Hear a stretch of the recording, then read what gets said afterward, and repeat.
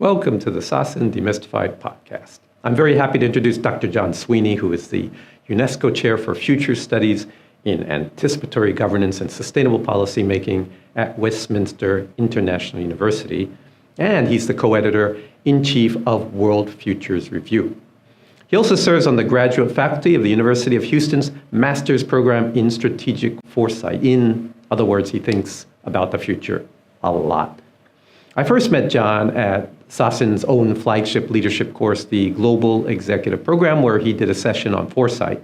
And as we'll learn, foresight is not about predicting the future. It's more about helping you to design or shape your future or the future of your organization based on the weight of the past, the push of the present, and the pull of the future, to quote Mr. Sweeney. So join John and me and learn what is the preposterous, what is the possible, what is plausible, what is the probable, and what is the preferable. So John, welcome to Sasin, welcome to Bangkok. This is what, umpteenth time to Bangkok? A number of times, and delighted to be back and have the chance to join the podcast. So thanks for having me. Well, we're here to talk about the future, the present, the past. They're all sort of jumbled together in this topic that you are an expert in.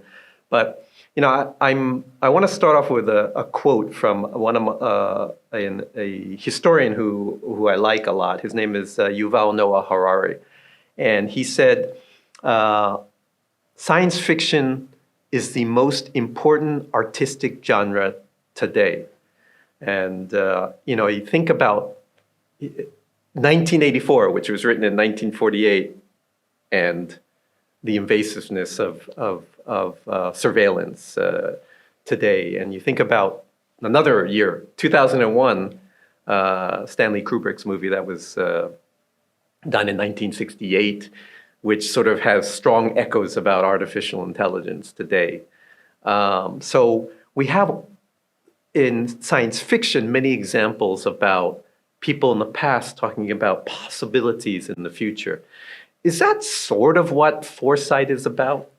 There are a variety of ways to answer this. I suppose the most diplomatic is yes and no. So at the heart of foresight as a practice, and I really try to position foresight as a practice, which means it's located then roughly between sort of the kind of overlapping circles of being an art and a science.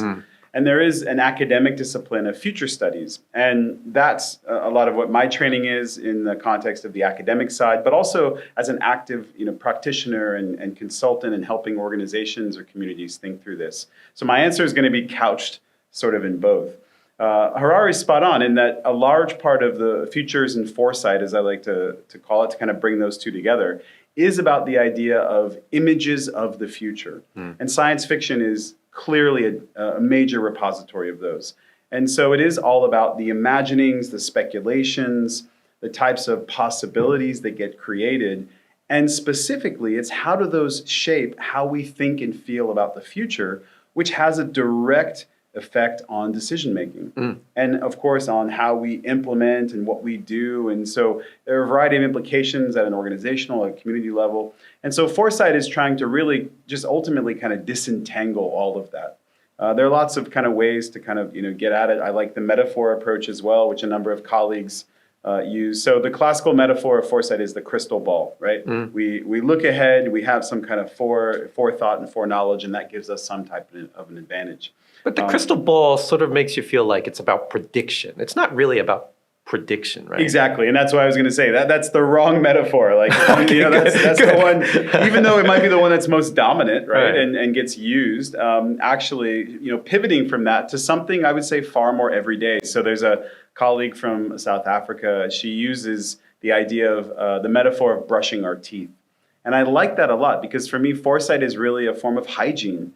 To throw out a real technical term, it's epistemic, it's hygiene. It's a way to make us more healthy in our thinking so that we're aware of our biases, our blind spots. We challenge our assumptions and we try to be more forward-looking in our thinking. It turns out that actually from a biological perspective, we have a number of biases that kick in. So neuroscience tells us about what's happening in our brains when we think about the future.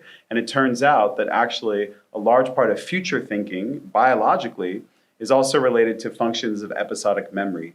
So we have a bias that kicks in that we don't even realize, and we rely on what is known to us in a very empirical sense to think about the future, when of course we know the world doesn't abide by our rules or abide by, again, our assumptions about it. So I think foresight is really just about getting through that, disentangling that, but also trying to make us a bit more forward-looking. Yeah, but now you made me depressed because now I realize it's really hard. I mean, self-awareness, be aware of our biases, change our minds.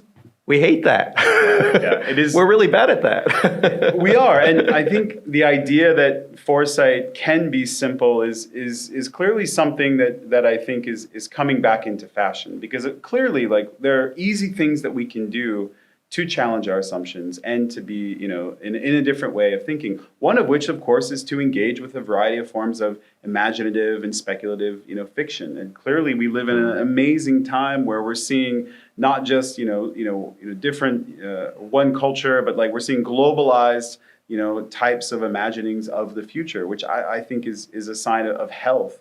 At the same time, how do we do that in a rigorous way? How do we do that in a way that is driven by research and also kind of, really getting to the borders and boundaries of rigor and research and really trying to help us stretch? And so I do think that it is a process and a practice, and it does require a variety of ways of, again, getting through some of these hard questions about the limitations of what we can and cannot see and, of course, understand. I mean, this is your specialization. This is your academic specialization. I mean, what are examples of some of the types of research that are exciting you today about foresight? There's been a lot of things that have been happening very recently that I think show really kind of a healthy ecosystem. So I talk a lot about the Futures in Foresight ecosystem.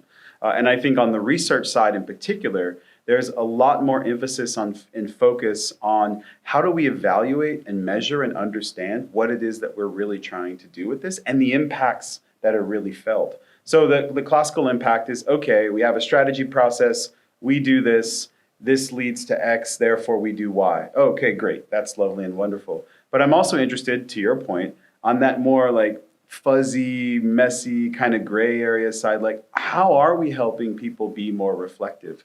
Are we actually creating the space for people to think and see more in a kind of through systems lenses?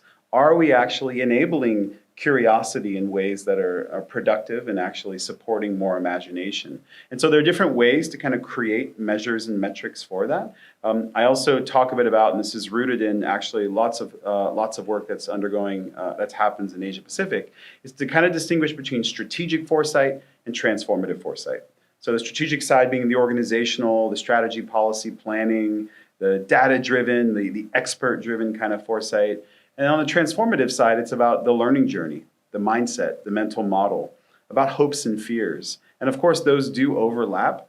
But I think using that kind of as like a gestalt, right? Like which are we focusing on and where are we has been really helpful. And I think on the research side, there's been a lot more focus on how do we actually create a little more intentionality in the language that the practitioners, the consultants, the academics use as they're engaging in this work. So there's a lot of research done on sort of the what and the how of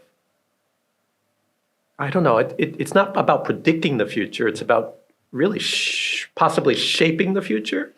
I mean, it's sort of like what science fiction is, imagining the future, and then we read that and then we sort of say, oh, we do want flying cars. I mean, it is about shaping the future, isn't it? Foresight. Yeah, so there's a large school, and I think one of the most dominant sort of aspects is the more kind of constructivist approach, which is to say that, of course, it's not about trying to predict. Although I will say that, forecasting and both the very implicit but also intentional forecasting is a critical and essential part of doing good futures and foresight work.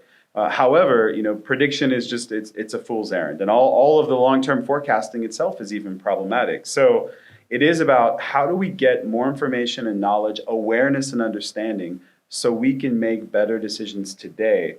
Now, there is a lot of evidence to suggest this works, both for good and bad reasons, which means essentially bad actors using it to have an advantage. But there's also really good examples of communities, organizations, private sector organizations using it as well to try to help to create change, to try to model their preferred future. So we'll probably go into a bit more depth on that, but I sort of want to bring us back for the viewers. What are some real world applications, you talk about, strategic foresight and transformative foresight. Can you give us a few real world examples? I imagine that there's quite a lot: urban planning, there's public health, there's technology, et cetera. But can you give us a few sort of examples in the public or private space where you've seen examples of this work effectively? So one of the, I think, most classical examples is the work that Royal Dutch Shell has had using foresight, and specifically scenarios as a practice. That goes way back, right? For decades. Yeah. And what they have really been good about, and actually there's a fantastic book that was co-authored by Angela Wilkinson, who used to head that team. She was the strategic foresight counselor at OECD. Now she's leading a group out of the UK that's looking globally at energy. And the one part of the book that I really like, and why I think Shell is a good case, the famous story is that scenarios and foresight in particular gave Shell an advantage during the oil crisis in the 70s. They basically saw it coming and therefore were able to anticipate and then act and react more swiftly than their competitors. The oil embargo, right? So it was oil prices just shot up when the cartel decided to limit the production of oil. Exactly. So that particular event, it gave them a strategic advantage. That's the sort of the classical story.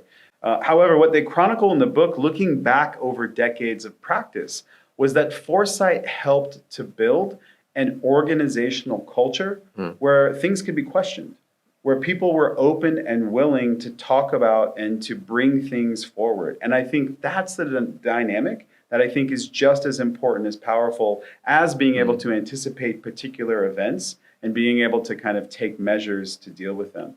Another corporate example would be DHL. DHL has done a lot of work investing in foresight. And one of the stories is that they had done a foresight process, created their scenarios, one which might sound very familiar, about a disease outbreak that affected global shipping. And so what were they going to do?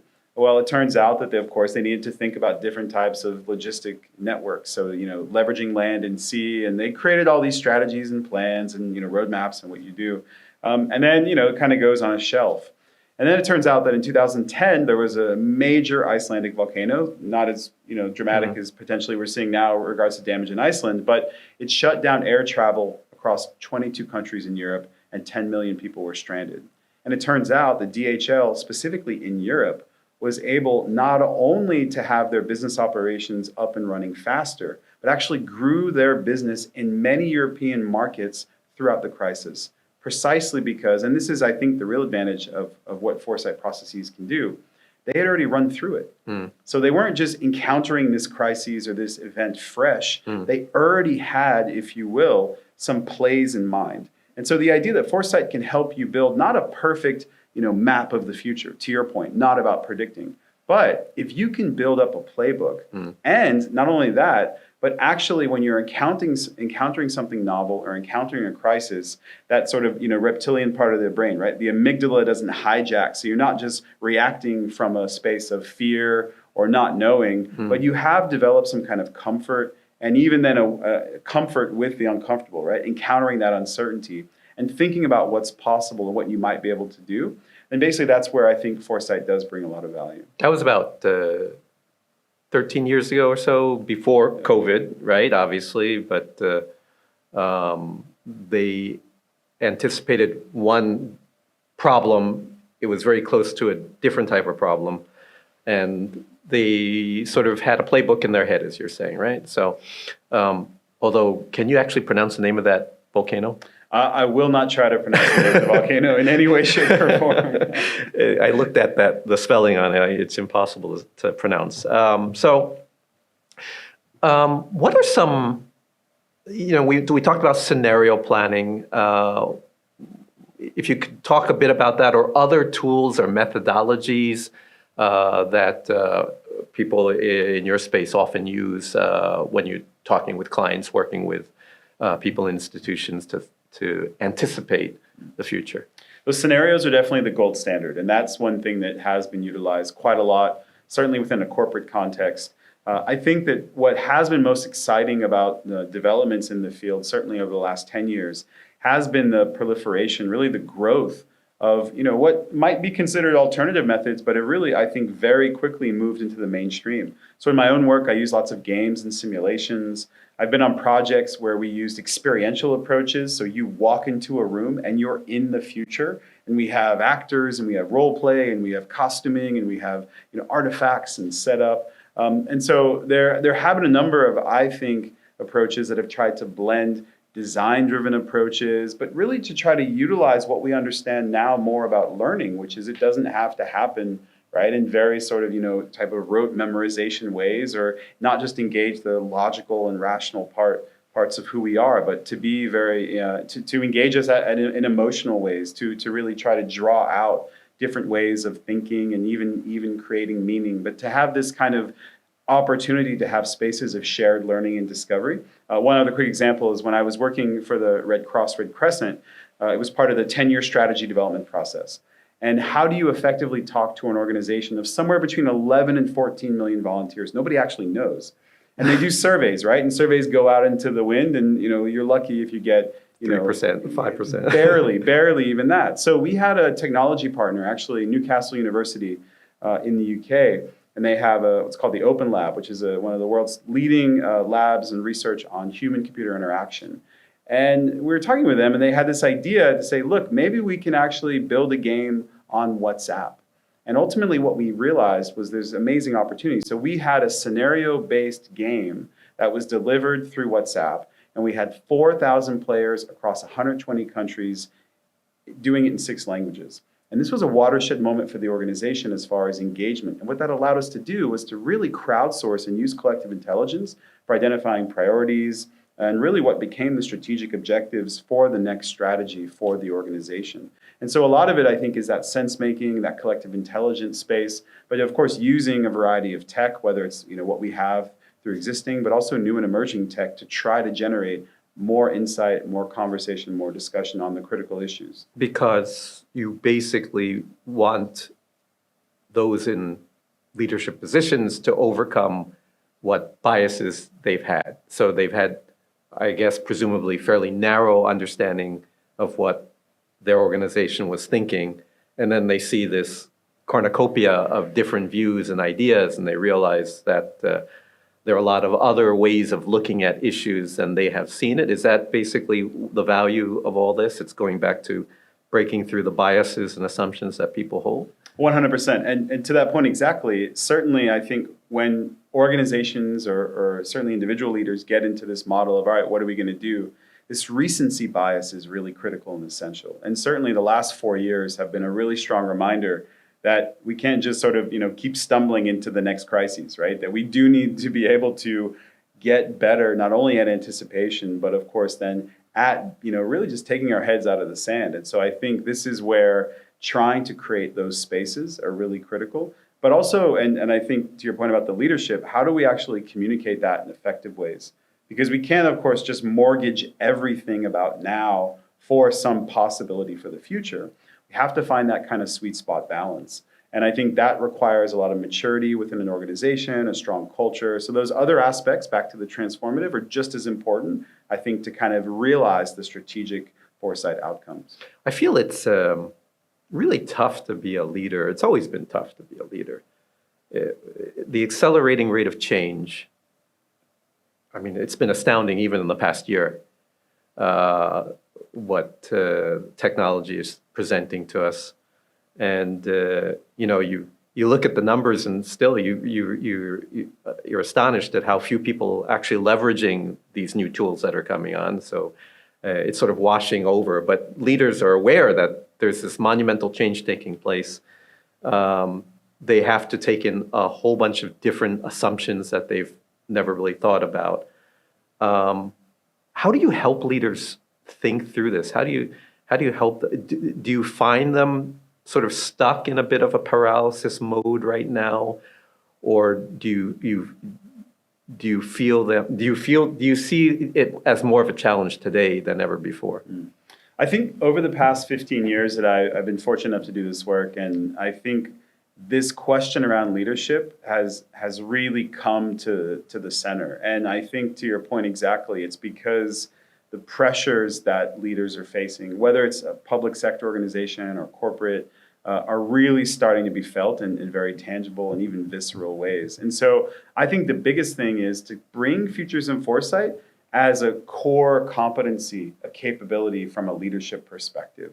And I think actually there is a lot of movement now where, let's say within an organization, an HR department or function is saying, you know what, we need to do this. And we need to do this not just with our strategy team or our risk management team, but how do we bring this as the kind of thing that gets normalized in meetings, right? To help with decision making, to help with innovation, to help with performance, et cetera, et cetera. So, when you say these, I think you said like core competencies, or what are specific type of behaviors or competencies that organizations really need to develop to be better foresight thinkers? So there are a few that really stand out. The one is to be able to really create spaces of curiosity and learning. I'm amazed continuously if I'm working with an organization and I bring up this question and say, oh, what's your learning strategy? People sort of step back. Like, what do you mean? Like, oh, we have this, or people have their pathways. Yeah, but is there an organizational learning strategy? And the idea is that, of course, an organization that is good at learning, and also to kind of channel one of the founders of Futures and Foresight, Arthur Clarke, but unlearning and relearning as well. And to really have that capability and to really drive that as something that an organization supports in a meaningful way, I think is really critical. Can you give me an example of a learning organization that is well known? Yeah, so I think there are organizations now that are doing a better job of kind of bringing this forward. So, for example, IKEA just said that they're going to pivot away from really heavy, intensive strategy processes and really focus on leaner approaches that really drive scenario thinking.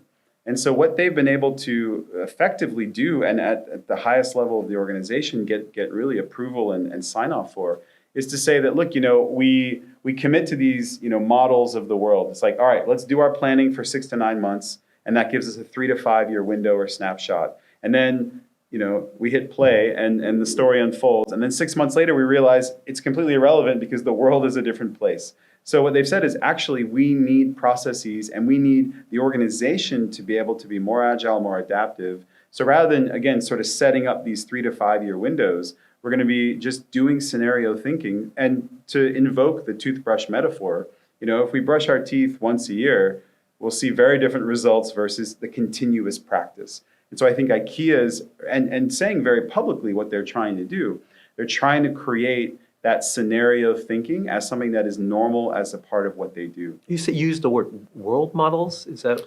Yeah. Can you explain that? Well, so like we always develop, mental models. There's some interesting work, and it's not my specialty area, but I'm super fascinated in the field of consciousness and sort of, what is consciousness and what happens in our brains. And that's why I use the neuroscience example. Right. And there are different theories about what consciousness is. And one is that, of course, that we ultimately don't just understand the world through our senses, but actually we create models about the world. So the whole idea of we have a mental model, and we use our senses to kind of update that.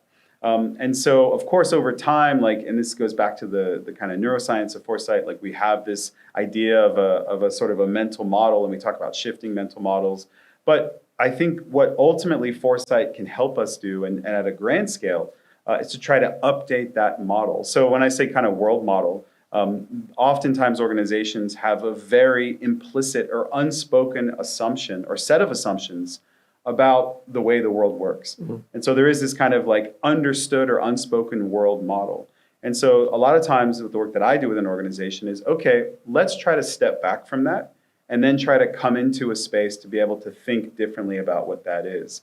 One example is recently I spent 3 years as an advisor for Interpol. They have a global complex for innovation based in Singapore, and they've had a foresight function and a lab for a number of years.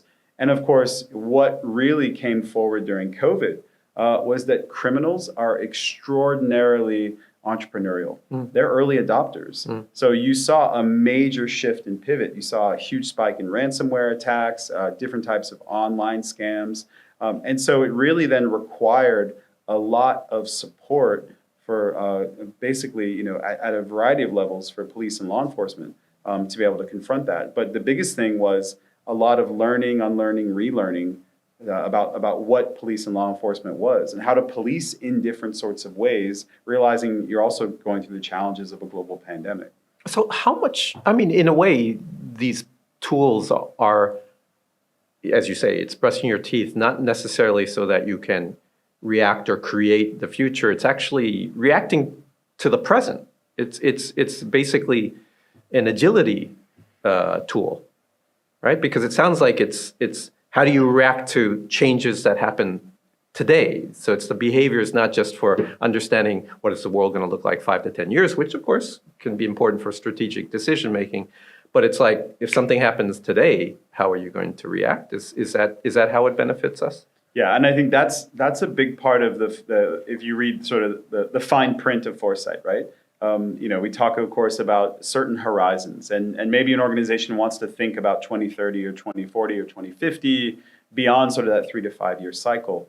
I think exactly to your point, the value of that is it allows us to step far enough away from the now that we get a different perspective on things. So all of Futures in Foresight is about the now. Sounds like it's risk management. Well, is risk management and foresight, do they overlap quite? It seems like they should overlap quite a lot. Yeah, so I use the example that sort of, risk management is sort of the foundation. And foresight is like the enhancement of that, right? Mm-hmm. I was going to use a bad steroids metaphor, but I think for the most part is that what risk management attempts to do, of course, is to bring greater clarity and understanding to what we have identified as being those, the risks. And oftentimes it's driven by quantitative, and data-driven types of assessments. Foresight is where we kind of bring in the fuzzy gray area stuff, right? So we're not just in the projected future or the probable future. We get into some of these other P's, the preposterous, the possible, but also the preventable, which is, and the preferred, which is the hopes and the fears. And so we bring in those imagined. I think the big difference is that, at the center of Futures in Foresight is this easy but really delightfully dangerous question around what if. And that's critical and essential to foresight. But to your point, and I've seen it actually benefit risk management and tie onto it. And so oftentimes foresight is attached maybe to a learning function in an organization, maybe to a strategy function, innovation, but a lot of times also to a risk management function as well. Yeah, I remember when I observed your session a few months ago, you talked about preposterous scenarios and possible scenarios. Can you go into a little bit of detail about that thinking? What does it mean to be preposterous? This is a word that I don't even use that much, but it means totally wild, right? Ridiculous, right? But obviously, we're always surprised, and we say, "Oh, one in a century event happens," and didn't expect it, and it's preposterous to think about it, but it happens, right? So how does this tool help us think about today and the future? Yeah, so there's a moment that I love that emerges not all engagements, but that comes up when someone says, that could never happen. It's always for me like a sweet spot moment that everything is going quite well. So the first thing I'd say is that preposterous is highly contextual, right? And it depends on whether the questions we're asking, the issue that we're interrogating, but also the people that are in the room. And so actually to come back to this point around biases, blind spots, assumptions, preposterous has everything to do with that, right? Because we realize that ultimately the aim of foresight is to help us understand when we are bringing those lenses to bear on our thinking or our decision making.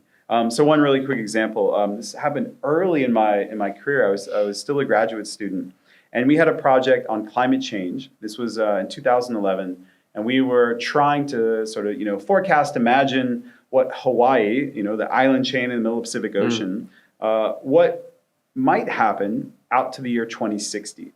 So we did our diligence. We had research. It turns out, of course, that you might imagine that Hawaii has some of the top oceanographers in the world. And so we talked to a bunch of people.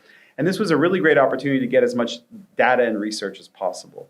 Now, of course, data changes over time. So we had data, we created our scenarios. We actually had experiences where you walked into a room and you were in 2060. So we had 4 rooms at the lovely Waikiki Marriott Hotel, and each was a different future. And turns out one of them was sort of this under the sea scenario where all of a sudden, because of the dramatic climatic changes and extreme weather, that it was easier to live sort of in a more sort of, subterranean, I guess, sub-oceanic way. Yeah. So, we're mining the seabed for minerals, we're growing kelp and algae and da-da-da-da-da. But, and this is why I like to tell this anecdote, one of the world's top oceanographers who we interviewed came into the room and said, "This is preposterous." And he said a lot of other things that I will not repeat here. Was quite upset. Quite upset. And what he took issue with was the severity of our sea level rise projections. Now, in any process, and this is where scenarios have value, we don't just do a high, medium, and low, but we use different approaches and processes to model scenarios that really are tempting to take us to the limit. They're ultimately provocations, right? What if we have not just what we think is a high potentiality, but a real extreme? Like, what does that look like, right? That was in 2011. He got upset. There were some words that were spoken, but the real payoff comes 3 years later. So fast forward to 2014, there was a follow-up event. That same oceanographer walked into the room directly up to our advisor who was leading the project and apologized. He said, "I'm so sorry." He's like, "Oh, sorry, did I hit your car in the parking lot? What's going on?" He said, No. It turns out that new data had emerged. And because of Antarctic, sea ice loss, essentially we can measure, right, what's going to, I say we, but the scientists measure what's going to happen, that we were locked in for a sea level rise by the end of the century that was beyond what we had even modeled by 2060. So in a 3-year period of time, all of a sudden the unthinkable had become the unavoidable. And I think going back to this point around the preposterous, that was an example where, did we lose a 3-year head start, right? Did we lose the opportunity to question that? Now, it didn't affect the outcome and the results, which was all about state planning guidelines. But I use that anecdote often because it is an example of being open to the preposterous, right? And everybody has those biases and blind spots. Not that anyone is free from that. And to that researcher's credit, he came back and did reevaluate his own assumptions. He did. And so I think to that point, foresight is trying to get us into a space to say, look, if we can trust the process, if we can go along with the what if questioning, realizing that the aim is to provoke a response, to make us feel uncomfortable, and to question the assumptions that we have, not only from an expert perspective, but even more generally about how things work and what we see and how we see it. And then getting into that space, I think a lot of creative results can emerge from that. And you've been talking with people all over the world, consulting all over the world, and a bit in Asia as well. So, what are some of the preposterous ideas that are being thought of in Singapore, for example, or Thailand? What are some of the things that will never happen in Asia, but we really need to think about it? Wow, so a really easy question to answer. I think one of the things that is, from my perspective, really interesting is to see that there is a move to sort of, really try to kind of like decouple from, what is the norm or the standard or the kind of the model that is to be pursued. Say, look, like we don't need Euro-American models for, business or governance, and that there needs to be, more locally driven, more contextually sort of rooted ways of practice, whether it is across business or governance. And so I think Singapore is a fantastic example of taking on, different ways of thinking about, how to govern and try to, clearly get through, right? Pretty dramatic changes in a short period of time. But even across Asia Pacific, we've seen a boom in futures and foresight. So communities really emerging at a grassroots level. Governance, of course, COVID has been a major sort of, driver for this too. And so I think, when I, and again, this is my own bias coming forward, when I think about like, what's sort of, maybe, or some might be seeing it as preposterous. But what if Asia Pacific is the vanguard of foresight? what if it's not these classical European or American institutions or places, but what if the center, so to speak, has really shifted? And So you're hinting at that there are some factors here that are encouraging greater desire to build foresight capability here. What are you seeing? Absolutely. So I think the biggest thing is that we're not just seeing more governments invest in foresight. We're seeing the creation of not only regional, but also local ecosystems. So when I say a regional ecosystem, of course, the Asia Pacific Futures Network is now going to be in its, I'm going to get this wrong, 8th or 9th year. And so there is this community that's growing. And because I did my graduate studies in foresight at the University of Hawaii, I've been able to connect to that community and as you know, do a lot of work in Asia Pacific. So to see that community grow and to really have it be something that is drawing people legitimately from all across the region, I think shows a vitality and a healthiness. And again, really, if someone asks me, what are my favorite events to go to, I'm always going to put APFN on the list. And so I think it really shows that there is a lot of rich practice that is really rooted in what are the critical questions of the region, but also really trying to highlight, I think, cultural practices. So there's been a movement coming out of the Philippines called Haraya Foresight, which is all about integrating, sort of local perspectives, tapping into not just local terminology, but like, customs and traditions. And how do you root, foresight in that so that it really is engaging and connecting with people in deeper ways. And I'd say in Thailand in particular as well, like there's been a real renaissance about creating a community. So you've got actors that are driving it in the private sector. You've got government that's driving it. But then you have people working at the margins of academia and practice. And so I think that kind of sweet spot mix of everyone coming together and most importantly, everyone talking to each other to kind of create that healthiness. Does the corporate sector seep into that network? Yeah, so there are corporate actors and you have large corporate actors or even, like mid-size actors who are investing in it. Oftentimes, if it's not a large organization, they may not have a dedicated function. Right. So they often rely on people that are within sort of the ecosystem. But I think, the corporates that I've seen and been fortunate enough to work with, certainly in the Asia Pacific region, I think really see the value in tapping into that ecosystem and that network and in being active participants within it. But I think what you're saying is that you've seen a lot of grassroots activity across Asia that leads you to think that there is sort of a quiet revolution happening in this space, in this foresight space that maybe is less apparent in other parts of the world. Is that what you're saying? I think so. And I think what I see, and maybe it's tied to, of course, the demographics of the region. So you still have a significant youth population, whereas, let's say across Western Europe, you've got, of course, different demographic situation. Potentially, you've got, even maybe due to pressures around, some of the, climate-related risks. So I think there are a lot of factors that might be driving this. Of course, COVID has been a major driver of this too. But I think a realization that foresight and the practice of it and what it can do, it doesn't need to be modeled on what's happened elsewhere. It can be something that's, fit within the context, right, and subcontext, right, of Asia Pacific. And I think that, to me, shows, again, a health, but also a real awareness about and a maturity of practice that I think really speaks to what is most exciting. Yeah. I suspect also with the rise of India and particularly China, there's been a growing sense of a need to understand what impact it will have on the region.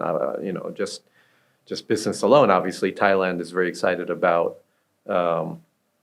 growing investment just in the EV sector alone. Just one small example. You look at Laos, Cambodia, you look at power and the impact of China, you look at all the soft power going on and all the deep financial impact. And so I imagine that just that alone increases the sense of, how is this all going to change, and how do we grasp a bit of that control back from this sort of, it's a lot of changes happening, what do I do about it? I imagine that's part of it. So it's quite exciting here in Asia then. I think so. It's a place that I've been very fortunate to do a lot of work, and I always feel the pull to come back because I think the the gravity of what's happening here and the opportunity for changes to be enacted, I think is really dramatic and quite sweeping. And so whether it's exactly to your point, like the types of ripple effects that we're still seeing due to China's of course work across the region, but also like what is going to happen as China is undergoing significant dramatic changes, and even some of these the demographic forecasts really forecasting and showing that well it might look quite different. Of course the rise of India and its role across the broader region. Success stories also like Vietnam, and so what are the models of success, and what does sustainable growth look like, and how can organizations use foresight to be able to do that. And of course even Singapore, which is realizing that maybe what has brought us success in the past will not be what continues to bring it success in the future. And so how can it continue to find ways to innovate and be a leader, and also to, I think, create experiments and opportunities for it to learn. And I think that, we talk about this foresight function and its effect across different organizations, whether it's corporate or government, it really does come back to that over and over again. One last question. What part of your childhood or personality led you to this particular area, field of foresight? So we started with science fiction. Maybe we should go back to that. I happened to be born on the exact day that the first Star Wars movie came out. May 25th, 1977? Yeah, absolutely, yeah. So I always say that I was literally born into the imagining, and sort of this, and as early as I can remember, I had a Star Wars figurine in my hand. At one point, I'm convinced that I begged my mother when I was 5 or 6 that I could change my name to Chewbacca. I mean, it really was that intense. A little more growing the hair, you can do it. I'm almost there, I suppose. But I think it's this idea that, like, at least for me, this science fiction awareness and the mindset, and I think what I like most about Star Wars as a genre, and I'm not really into the Star Wars versus Star Trek debate, but Star Wars was always you take the ship to a different planet and you're literally in a different world, right? And so I think actually this is what foresight does. It brings us to different worlds. It can bring us to those encounters with the alien or the strange. I mean, we of course try to make them, quote, familiar, make them digestible for people, but to really hold those spaces to say, whoa, what do we learn about ourselves? What do we learn about what we think and what's possible from that? So I think there's always been a little bit of that kind of tied in, and my interest in creating those spaces, right? I would love to go into that cantina, yeah, if possible.